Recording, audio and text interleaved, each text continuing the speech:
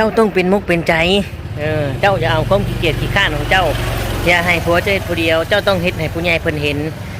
เดี๋ยวคอยจะลงบันทึกไว้ว่าแท้ว่าเจ้าเพิ่นชื่อให้แล้วเจ้าขี้ข้านเจ้านอนเว้นเจ้าบ่เฮ็ดเจ้าบ่สร้างคอยก็สิเอาไปให้ผู้ใหม่ เนาะพี่น้องเอากลับทักทายสบายดีเนาะ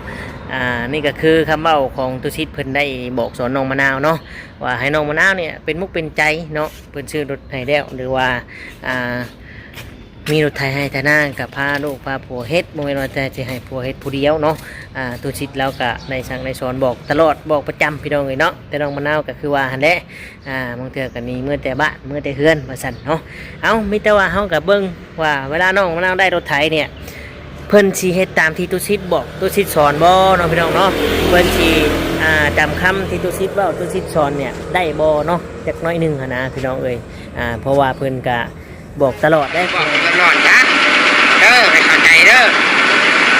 และบางทีให้รถไถนี่กะได้ชีบอกอีกให้ไปได้เกิดยังบ่มีรถไถเจ้าอ่ะเพิ่นก็ให้เจ้านี่ย้อนความดีตนสงสารและเจ้าจะเอาความดีตนสงสารมาเพื่อได้มาง่ายๆนะบ่เฮ็ดหยังให้เข้าใจจะติ่งใส่ผัวจะติ่งใส่ผู้อื่นเฮ็ดเวียกต้องซอยกันเนาะและสิบอกข่าวดีนะรถไถได้แม่นเบิดเดือนนี้บัญชีติดต่อมาวันยังมีปีใหม่อยู่เบิดเดือนนี้เบิดเดือนนี้บอกต่อใจเด้อ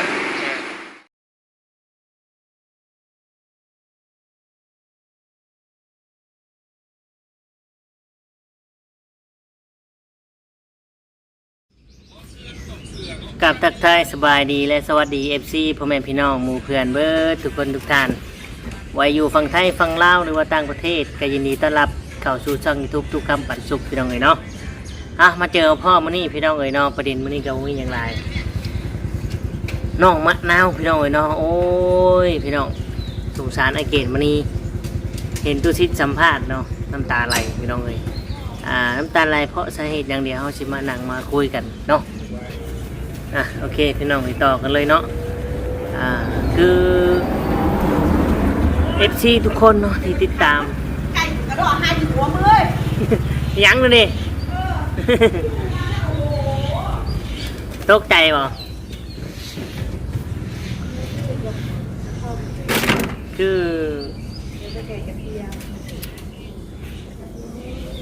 เห็นแล้วก็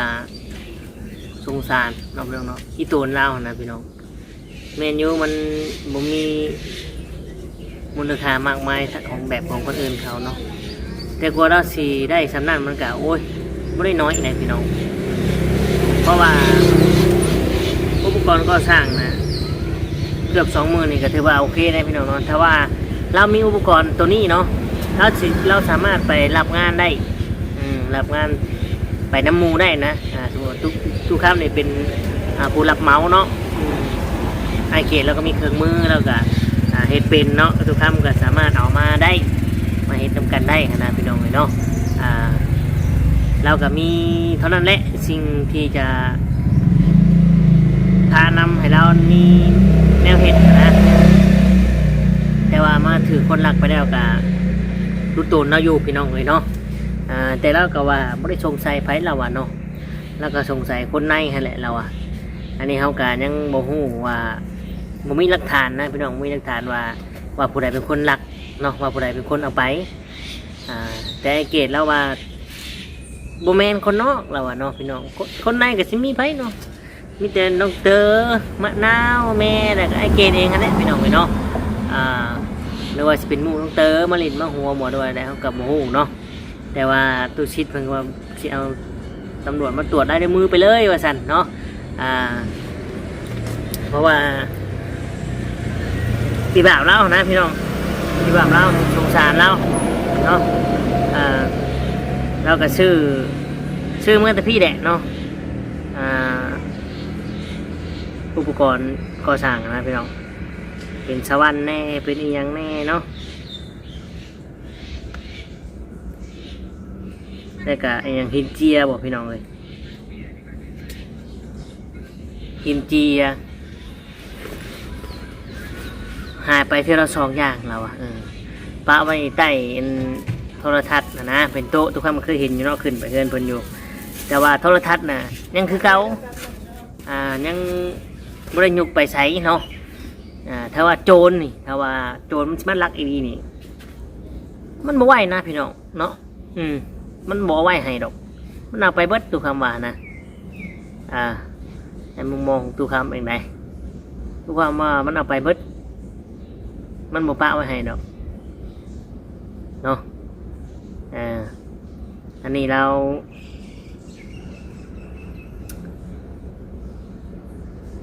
าคิดว่าโมเมนต์คนอื่นคนไกลเราพี่น้องเห็นแล้วก็ดูตัวเราได้พี่น้องเลยเนาะและเรื่องรถไทยนี่ก็รู้สึกว่าจะได้เนาะรู้สึกว่าจะได้มันก็เตรียมลงให้ลงหน้าเลยได้พี่น้องเอ้ยเนาะฝนตกฟ้าลงเลยบางคนก็ถ่ายหุ้นให้ถ่ายหุ้นหน้ากันได้พี่น้องที่จะว่าเป็นกำลังใจให้เนาะเป็นกำลังใจให้ทั้งน้องมะนาวเอาเดี๋ยวทุกท่านจะพาไปชมไปเบิ่งคลิปน้ำกันเนาะมาเพิ่นว่าคุยกันจังไดแน่ข้อมูลที่แท้จริงเป็นจังไดเนาะไปเบิ่งมาชมน้ำกันพี่น้องเอ้ยก่อนไปก็ขอบคุณทุกคน FC เนาะที่เข้ามาเบิ่งมาชมกดไลค์กดแชร์กดติดตามแล้วกด Subscribe ให้ขอบคุณทุกคนหลายๆพี่น้องเอ้ยมีปีใหม่อยู่เบิดเดือนนี้เด้อเบิดเดือนนี้บอกขอใจเด้อกระดายบ่เราเสียดายเครื่องเราพี่น้องเลยโอ้ยจะไหนไปเก็บเงินซื้อได้เนาะคิดชวดจะบอกคิดว่ามันเสียไปเท่าล้านบ่เสียนะเท่าละสอง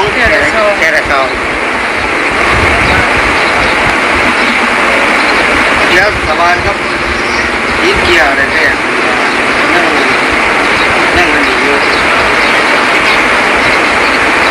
ว่ามาแล้วบุเรียนยังไงบ้างยังได้เป็นมังเจ้าบุเรียนได้อยู่ช่วงเลือดติดใจมันรถถีบมันจะบอกเอาไปขายเนาะก็รับไปขายเนาะถูกแล้วแต่แค่คิเมนไปไม่ทำอะไรเบิ้ลเลยเนี่ยไอ้กวดเบิ้งอีกแล้วเบิ้ลบัตรจะไว้ใช่จะไว้อยู่ใช่เอาไว้เยื่อนั่นแหละกล่องโต๊ะโทรทัศน์น่ะมันมีอีกสักหนึ่งเนาะที่จังสี่ดันเนี่ยก็ตั้งโทรทัศน์บัตรโทรทัศน์มันไม่ได้เอาไปเครื่องโทรทัศน์เครื่องเปิดเครื่องยังมันก็ยังเบิ้งก็ได้ยังครบเบิ้งมันเอาไว้เบิ้งโทรทัศน์โจรได้เบิ้งซีเมนต์ด้วยเวลาคนมาอยู่แล้วไม่รักขึ้นเรือนมะนาวดิแต่เปิดโทรทัศน์เบิ้งไปแล้วตู้เย็นกันยังเอาไปเนี่ยก็ว่าตู้เย็นเนาะโทรทัศน์จะง่ายอยู่ก็จะเอาเนาะง่ายเนาะจะเอาลุงกับFCถ่าเอามีอย่างก็ว่ากันโลดทุกคนว่าถ่าเด้อได้ไหมโอ้เอาไปสิเอาสบายดีพี่ผู้รักผู้ใหญ่บอยเมียทุกคนผู้พ่อก็ผู้ชายแล้วคนโตคนเดิม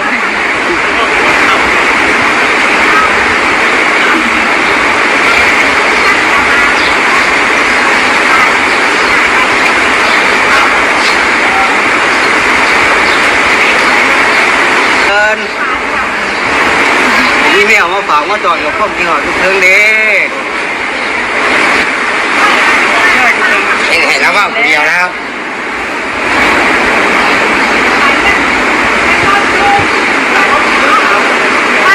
เครื่องมันเสียเลือดสิมียังเครื่องมันเสียแค่ว่ะเสียอีกแล้วเสียว่าเดียวบัดนี้เบิดเดียวหมดเลยจ้ะกันหรือว่าเสียว่าฝากเกี่ยวกับเบื้องมือเศร้าดีกันเกี่ยงต๊อกนี่คอยบอกให้ว่าให้คอยไหวให้เรียบร้อยพี่น้องเลยเสียบัดที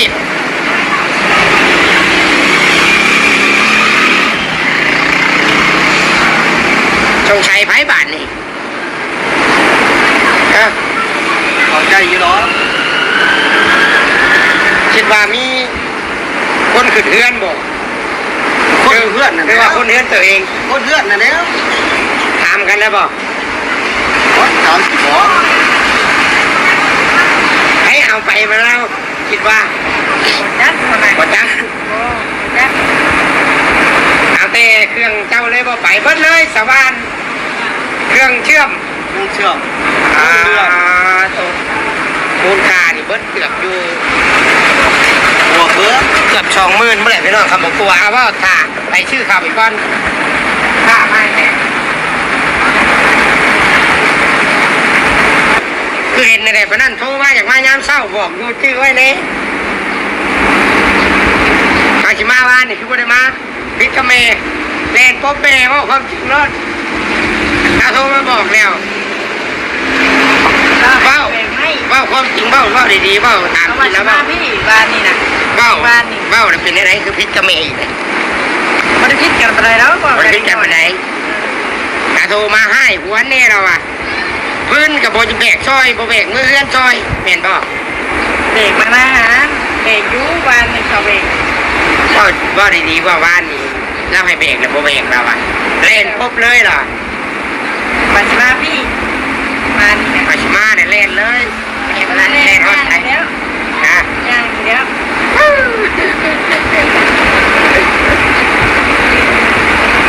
แต่กักเชื่อทั้งไหนพี่น้องเห็นเนาะกักเป็นความเมย์กักเป็นความลูกบัดนี้ดำหน้าสิโบเรนขึ้นมาแต่หน้าบอก เนาะ ข้างแน่ได้ค่อยท่านมาเจ้าบ่อยากเฮ็ดเจ้าขี้ข้านเนี่ยเจ้าบ่อยากเฮ็ดกับค่อยสิบ่อยมันชื่อให้ยกเลิกเลย แล้ว นะ เฮ็ด บริเวณเฮ็ดลินไหนเงินบริน้อย บ้าน ไหน นี่นะเขาว่าสิเขาพี่เมย์ว่าเมื่อกยาเบกพื้นนะว่าเด็กมา คันนี้เรียกกับโบมาคันนี้เรียกฟังกับข้าเข้าใจกับข้า เสา เด้อ เป็นมากเลยนะตอนเสาเนี่ยบอกสวยๆสำนีเนี่ย มาแล้วอยากมาอีก มาออกเมื่อแล้ว สองรถบ้านนี่ เพ นะ ราะว่าเที่ยงว่าอยากมาอีก สิบอกคอยสิบอกเจ้ากับข้าต้องให้ชื่อเพิ่นว่าโตให้ชื่อแล้วปุ๊บชื่อแล้วเนาะถ้าเจ้าบ่เอาเรียกอีหยังเอาการเอาคือเอางานหยังเพิ่นก็ให้คอยไปยึดมาไว้คืนคือเก่าให้มอบให้ผู้อื่นเพิ่นบอกพังเอาพังเข่าหูกับคักได้แม่นว่าเว้าลิ้นได้อันนี้นะยังสิเฮ็ดใบข้างแน่เส้นข้างแน่ได้พี่น้องเอ้ยกับมอบรถอยู่คะแนนว่ากรณีที่นางมะนาวขี่ข้านบ่อยากเฮ็ดหยังบ่เฮ็ดหยังมีแต่ให้ลูกให้ผัวเฮ็ดให้ผู้อื่นเฮ็ดนั่งกินนอนกินแม่นเอาคืนเนาะใหญ่เพิ่นให้เอามาไว้คืนหรือว่าให้ขายแหละมอบเงินเอาเงินไปซอยผู้อื่นบอกซอยคนยากคนจนคนอื่นคือว่าเอารถอีกไปมอบให้ผู้อื่นเมื่อตะเกียบจามใหญ่ขี้ข้านบ่อยากซอยกันเมื่อบ้านเจ้าเพื่อบ่ได้ก็เอาเมียมือนำบักเองไม่ว่าอยู่นี่ก็อยู่ไปได้มะนาวหมักไปได้ไปหาเลาะพอบอก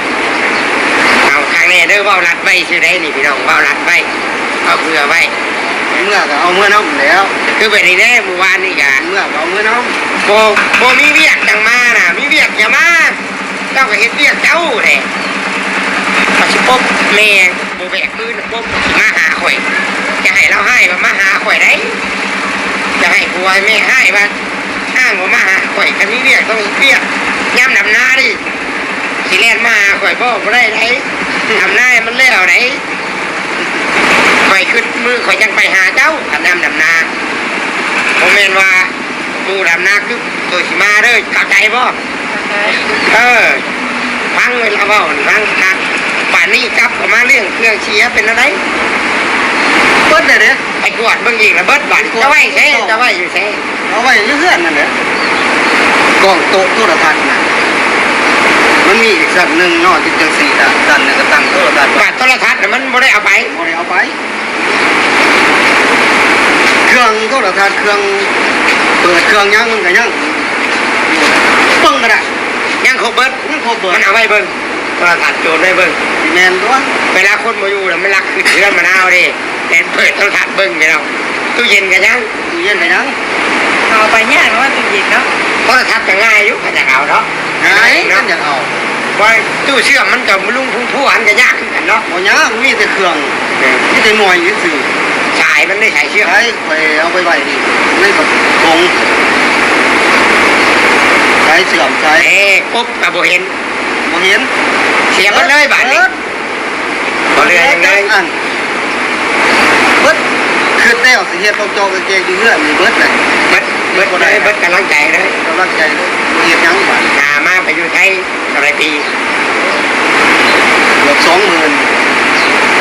20,000รวมครับ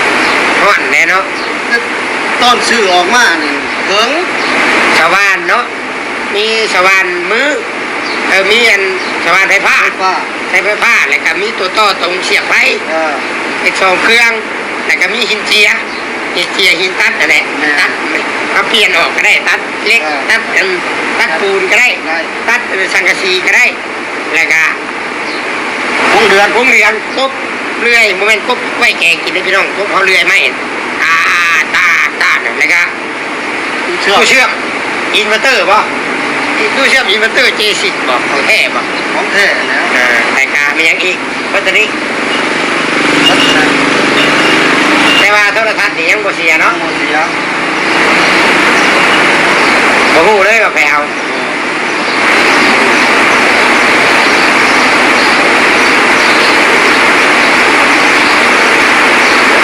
เบิดคักอลีเบาเกตบัดนี้ถูกเท่าไหร่แห่งช้ำเติมผู้บัดนี้ข่อยก็แนะนำข่อยสิแนะนำว่าให้เจ้าเอาไปขายบ่อยู่เอาไปขายเอาเงินมาไว้ซื้อชูเจ้าใครกลัวติดตัวเจ้าขายเมื่อเยี่ยมลูกก็ได้เนาะ ได้ แท็กซี่เจ้าขายแล้วเมื่อเยี่ยมลูกได้แล้วในเงินไหล คันตัวเองขายเนี่ยคือว่าตัวเองใส่สิได้ใส่อยู่นะ กันรู้ว่ามันจะเสียกับขายเนาะ ขายเด้อ คิดว่าเอาไว้ใช้อยู่เพื่อนเนาะ โอ้ คิดว่าเอาไว้เฮ็ดกันเฮ็ดนี่อยู่เพื่อนเนาะ แม่นเฮ็ดนั่นเฮ็ดนี่โอ้ยเฮ็ดบ่เป็นจักสิซื้อเครื่องมือมาให้นะเสียก็เฮ็ดจะได้บัดนี้ ไปไหน นี่เบียเฮ็ดโอ้ว่าสิเตะใส่ออกไปเฮ็ดบ่เฮ็ เมื่ ด อวานนี่ก็รักเขามาเพื่อนคนเดียวแต่มาเพื่อนต่อเช่าบ่เมื่อเจ้าบ่เอาไปขายมาเพื่อนคนเดียวตลอดนั้น บริเวณรถเช่า โมเมนมาเพื่อนเอาไปขายเลยเอาเงินไปซื้อกินเอาเงินไปไว้น้ำเมย์บ่ โอ้แม่ ชัวร์ดีเนาะต้องเป็นผู้ชายบอกผู้รักนี่ โอ้ยผู้ชายนั่นแหละ แต่จ้างที่เป็นไฟก็อย่างว่า สิเงินไทย ชัวร์ชามน้ำมาดีพี่น้อยเนาะผมมีปัญญาดีจังวะแต่เมื่อนี้ข่อยเฉยคนมาติดแล้วติดใส่หน้าข้อไก่เลยข่อยกันติดใส่ข้อไก่ถามว่าข่อยมาเตือนเนาะมันเตือนไม่ได้โทรศัพท์แหละโมหูใครก็ตามเข้ามาในบริเวณเรือนข่อยทำคืนนี้ข่อยบ่หักห้องความปลอดภัยเนาะสำหรับเรือนข่อยเห็นบ่มักให้ไปมากยองๆเงี้ยๆเนาะก็เห็นอะไรเนี่ยเห็นแต่กันเห็นข่าวขนาดนี้เนาะก็ชัดๆถามเบิ้งเดี๋ยวไม่ได้แหละเขามามาติดกล้องเป็นแต่เสียดายเนาะไต่ตนเจ้าเนาะแต่ที่ขายตั้งแต่มาในไทยขายอยู่ไทยเลยเนาะ ไปอยู่ก็เรียกเลยคิดว่าสิได้รักษานี่แหล้วมีหยังก็รักษาซอยกัน มันจะบอกรถไทยไปมักมันจะบอกรักรถไทยไปขายก่อนโดน เสียงเบิ่งเด้อแล้วตัวนั้น นะโดนไม่ใช่บอกรักรถไทยไปขายบอกเอาไว้บอกรถไทยบอกเอายังงานบอกกุ้ม เอา นะ เอา เอาเลยเช็ดเรียกกันงานบอกกุ้มบอก อยู่ แต่แม่ได้ก็อยากให้ผู้ใหญ่เสียมุกเสียใจเนาะพี่น้องเงินทุกขีดทุกบาทปัญหามาด้วยน้ำผักน้ำแห้งเพิ่นเมื่อยเลยเพื่อเพิ่นจะได้เงินเท่าคนบางครอบครัวบ่บางคนบอกคิดว่าเพิ่นร่ำเพิ่นรวยนี่ผู้ใหญ่อยู่ต่างประเทศอยู่อเมริกานี่เพิ่นเฮ็ดเวียกแบบเจ้านี่ไหน แม่นนะ แบบชุมเฮาไหนเขาไปอยู่พุ่นเพื่อเพิ่นจะได้เงินเท่านะเพื่อเพิ่นจะได้กินบำนาญน่ะคือเพิ่นเฮ็ดในโมเมนต์เพิ่นนั่งนอนอยู่แล้วเท่ามาแล้วเพิ่นได้เงินในบ่ได้มีอันใด แล้วเพิ่นก็เฮ็ดอย่างนี้ เข้าใจเด้อแล้วก็อยากให้เพิ่นนะ เครื่องมือข่อยเศร้าข่อยสิได้เฮ็ดงานจัก เฮ็ดงานเก็บเงินซื้อ มาเสียพ่อปี ที่ฮักชาคุ้มอยู่บ่มันไปมันสิบ่หันรถตีนรถมันสิบ่หันจับมันสิบ่เอารถไถไปขายบ่โจรมันได้ดื่มเลย เอาตลอดอยู่แล้ว นะเอาได้มือหนึ่งเที่ยวรถออกแต่เฮือนตลอดที่เผาบ่คนบางคนน่ะเออ เอาอยู่แล้ว ทางนี้ได้คันว่าบ่คุ้มกับบ่เอา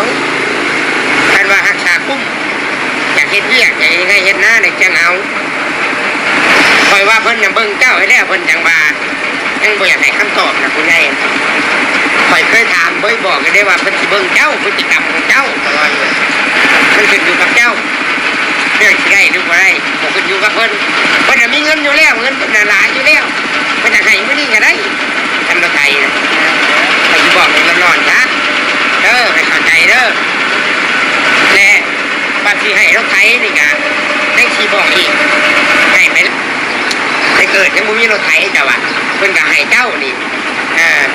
ย้อนความผิดตนสงสารและเจ้าจะเอาความผิดตนสงสารมาเพื่อได้มาง่ายๆนะบ่เฮ็ดหยังให้เข้าใจอย่าทิ่มใส่ผัวอย่าทิ่มใส่ผู้อื่นเฮ็ดเวียกต้องซอยกันเนาะและสิบอกข่าวดีนะ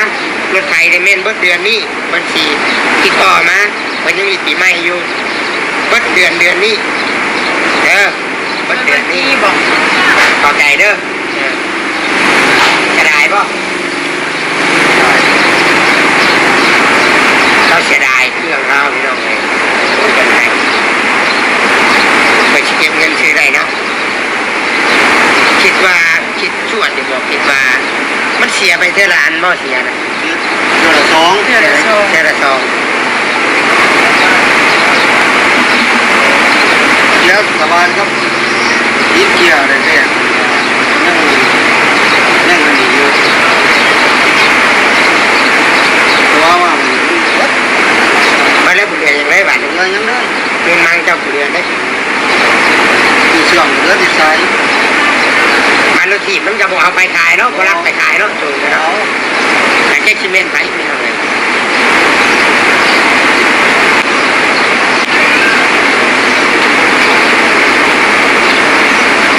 รถถีบบอกเอาไปรถถีบมันก็เอาไปแต่เครื่องกรอง ตัดภาพมาอยู่กับตัวคำคือเก่าเนาะเป็นยังไง MC ทุกคนหลังจากที่ได้เบิ่งได้ชมแล้วเนาะได้ฟังจากน้องมะนาวหรือว่าไอเกตเพิ่นได้เว้าได้คุยแล้วก็ทุกคนคิดว่าไผเป็นขโมยเนาะเป็นคนขึ้นมาลักเครื่องอุปกรณ์